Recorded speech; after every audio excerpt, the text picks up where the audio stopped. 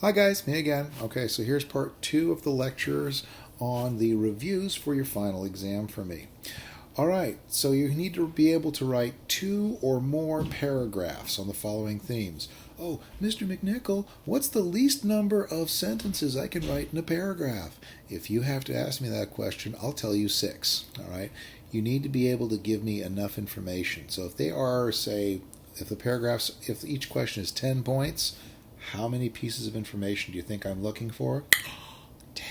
Right, because this is a final exam, guys. Okay, now, this is where people might end up on your final exam. Guys, you cannot have the same answers here. In that, you may have facts that are similar, but if I see this, and folks, I busted several people from both grade 10 and 11 this year doing this, if you decide to write a paragraph, then you take your friend's paragraph and just change every third word, I'm going to bust you. You're going to get a 0, okay? You're going to have a 0, and then you're going to have to convince me not to give you a 0, okay? So please, don't do that. This is your final, okay, ladies and gentlemen? You can't have the same information. That's okay. But you got to put it together in your own words. Okay, the first one, be able to describe and compare key aspects of male-female relationships in the stories. I'm not going to give you every female-male relationship in the story. I'm going to give you a couple of the examples I have.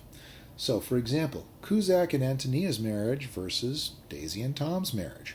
What are some of the similarities? Give me 3 or 4 similarities. Well, some of you I've talked to already via email. One similarity, they're both married. Okay, Cusack and Antonia are married. Daisy and Tom are married. They both get married, one person noted, before they start having kids, unlike, say, Antonia and Larry Donovan. Okay. Another example, children come from both marriages. Okay. Now, there's only one difference. There's only one child in Daisy and Tom's marriage and about 9 in Cusack and Antonia's marriage. Okay. Differences, obviously. Tom is abusive to his wife, Daisy. Okay? Now, he doesn't actually hit her. He doesn't call her names necessarily, but he runs around on her. He cheats on her. That's a form of abuse. Okay? And Cusack and Antonia, Cusack is devoted to Antonia. Okay? And Antonia devotes herself right back to him. Daisy, on the other hand, Tom cheats on her, but Daisy manages to kind of get back at Tom by undercutting him, making fun of him in public, and he is so thick he doesn't realize she's doing it. Oh, Tom keeps reading all these big books with big words in them just to kind of make fun of his small intellect. Okay, another example, dating relationships. Nick and Jordan in The Great Gatsby, or Lena and Jim over in My Antonia. How are those the same and how are they different? Well, Nick and Jordan and Lena and Jim, they both date in a city environment. And you may have noticed, dating in a city environment in these books, very different than you see in a country environment. Okay, the way Jim tries to court Antonia, very different from the kinds of things that he does with Lena in a city environment. Lena and Jim, for example, they'll go to the theater. Jim is a student and Lena is already an independent businesswoman. Okay, so she has more money than him, which is very different. Okay, we look at Nick and Jordan, though.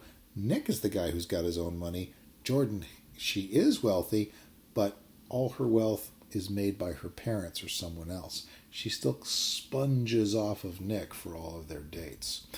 Also, here's a similarity that someone else picked up. Lena and Jim, you don't really get the sense that they're in love. Okay, Jim is going out with Lena, and Lena's going out with Jim. They like to hang out together, but you can't really say that they're necessarily dating. Okay, they don't even kiss, I don't think, the whole 2-3 years that they're going out with each other. Okay, Nick and Jordan, it's kind of a similarity. Okay, you don't see a lot of passion in Nick and Jordan's relationship. Okay, the one kiss we see them have, Nick doesn't say, I leaned down and kissed her and skyrockets went off, fireworks. The one time we see him kiss her, he puts his hand around the back of her head and pulls her towards him. Okay? It's almost like he's got to pull her. He's got to try and manipulate her or move her because she doesn't move to him. Okay? So Lena and Jim, they are friends. Okay? Nick and Jordan, what are they? Well, it's kind of interesting because when he breaks up with her, she dumps him right away and she says, I'm already engaged to someone else. Bye. Oof, okay. Lena and Jim, they just kind of fade apart. Okay. Okay. Second piece. Okay. Be able to describe and compare key aspects of how characters deal with wealth, either having lots of it or very little of it. Now, if you just tell me they're happy, okay, you know what? Well, few points. I want to hear more details. Okay. Well, I don't know anything. Okay, then guys, go back and read the books. Okay, that's the way it works. Okay. So, for example, how does being rich or poor affect the choices in their lives? Okay. So I gave you the example of Daisy versus Antonia. You might pick somebody else. I might grade you a lot easier if you pick someone else and show me you're thinking about this on your own. Okay. So, Daisy, she is, of course, very wealthy. She is born into wealth. She keeps her reputation spotless. Nobody can accuse her of doing bad things. Maybe it's because she doesn't drink. Okay.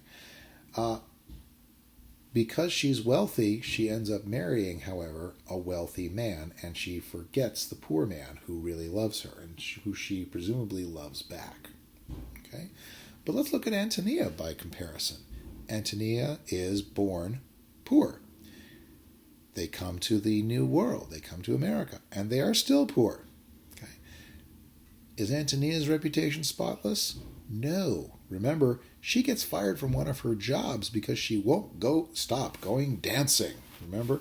Yes, this is not the Crucible, but this area is peopled by the descendants of people who were in the Crucible. Okay. Dancing, bad for this crowd, okay? It's kind of seen as sketchy. They're going dancing on Friday nights. Whoa. And then she ends up having a child out of wedlock, okay?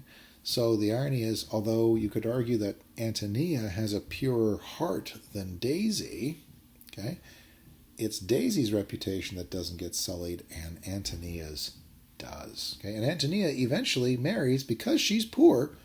She marries for love, okay? Or she at least marries a man who loves her.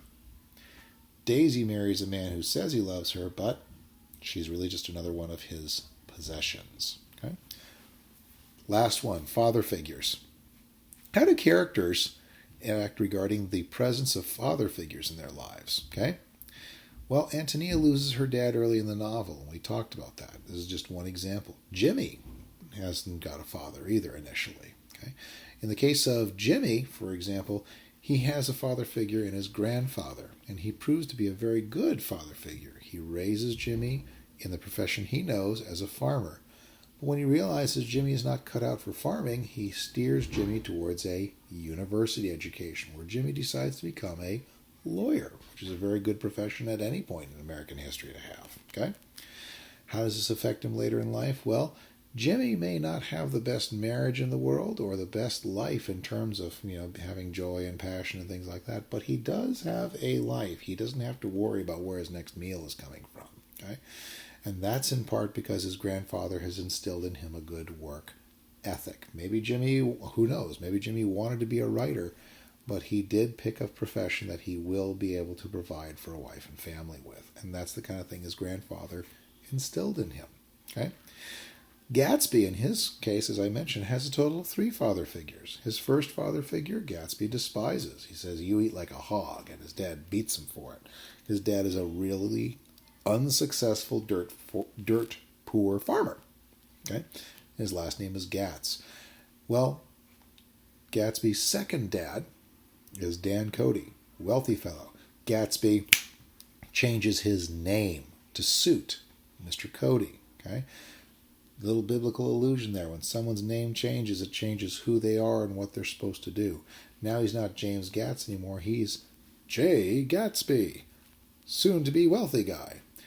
But then when Dan Cody dies and Gatsby gets gypped out of his inheritance, well, then he meets Mayor Wolfsheim when he comes back from the war. And Mayor Wolfsheim, teaches him how to be a gangster and calls him my boy several times.